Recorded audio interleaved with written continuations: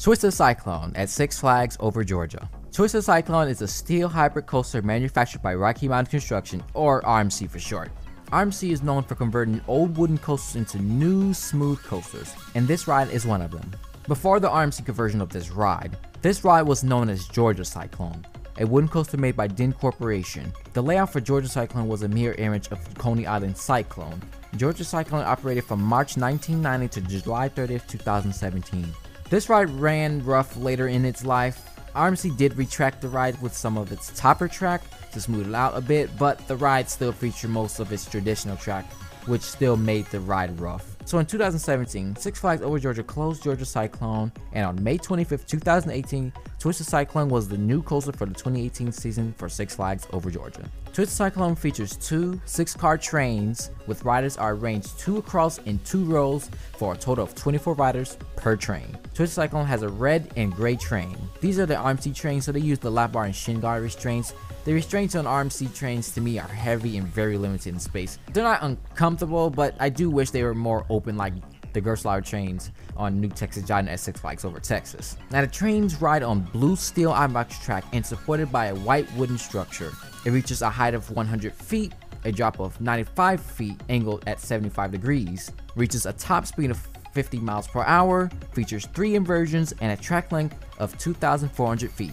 Once the train is secure, all clear and dispatched, you turn slightly left into a small pre-drop, then enter the signature RMC pre-twists and hops found on a number of their other coasters. The train ascends the 100-foot chain lift, then into a 75-degree head chopper first drop, which also takes your picture. If you're sitting in the back row, you will receive some strong ejector airtime, and it feels great every time. You then ascend into the first 2 inversions, a reverse cobra row, which feels more like a whip that delivers a bit of hang time. After leaving that element, you drop down then back up into a wave turn, which delivers sideaway airtime, but I don't really feel it that much, even sitting in the back row, so I'm not sure what's with that. Then you ascend into an ejector airtime hill, which is followed by a left-hand overbank turn, which then is followed by another ejector airtime hill. These back-to-back elements run fast every time. I sometimes feel a whip on the overbank turn element. After ejector airtime hill, you rise into the third and final inversion, a 0G roll, which delivers hang time,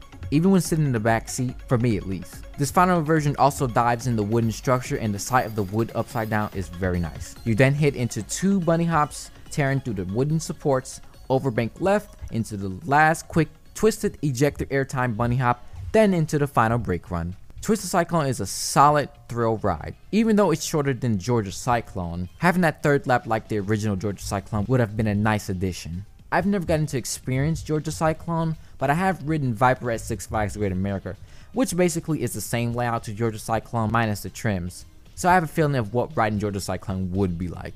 I also should mention Twisted Cyclone is my first RMC. In the 2019 season for Six Flags Great America, I had a chance for Goliath being my first RMC, but the lines were always long, and the group I came with on those 5 visits to Great America were always scared to get on. I also was a GP at the time, so I didn't have the patience to wait in line for a long time. Another thing I should mention is one weekday at Six Flags Over Georgia, I managed to salvage a third back-to-back night ride on Twisted Cyclone, Red Train to be exact. The first was in the back row, the second was in the middle, and the third was on row 4. When the train dispatched, to my surprise, I heard some rattle when the train was moving. As soon as the train left the lift hill into the first drop, I immediately heard and felt some rattle. I had a nerd moment there because I remember earlier that week I was thinking of what an RMC steel IMAX track shakiness would feel like.